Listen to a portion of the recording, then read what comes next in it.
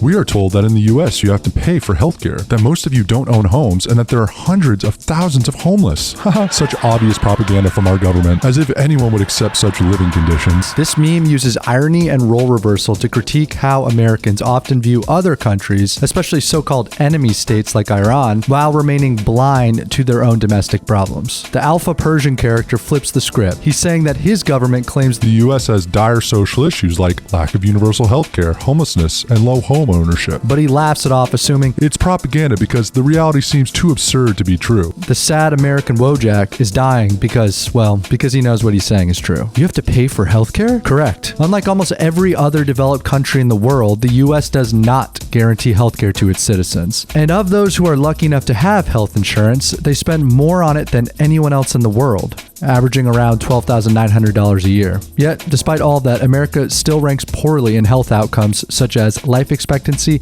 and infant mortality. Over 66% of all personal bankruptcies in the US are tied to medical issues, even among the insured. Most of you don't own homes. Also correct. Many Americans don't own homes, and it's getting worse every year. US home ownership is only around 65%, which is roughly the same as a country like Iran. However, for people 35 years and under, the ownership rate plummets to just 36.6%. And this is mostly because the cost of houses in America has skyrocketed, as wages and the minimum wage have remained stagnant for decades. There are hundreds of thousands of homeless. Once again, disturbingly true. The US is the richest country in the world, yet has a mass homelessness issue. Specifically, over 635,000 people nationwide, to be specific. 40% of those are literally sleeping on the streets or in tents, as if anyone would accept such living conditions. And yet, there is the joke. Americans mostly do. When these conditions are explained to people in non-Western countries, most can't believe it. They assume it's propaganda because such a reality is unthinkable for them, especially for the country that so loudly claims to be the global standard for prosperity and freedom. And to be clear, Iran shouldn't be laughing too hard, as its people are subjected to their own shameful treatment by their government, particularly the women. But the question remains, are we as Americans as brainwashed about our failures as we accuse others of being about theirs?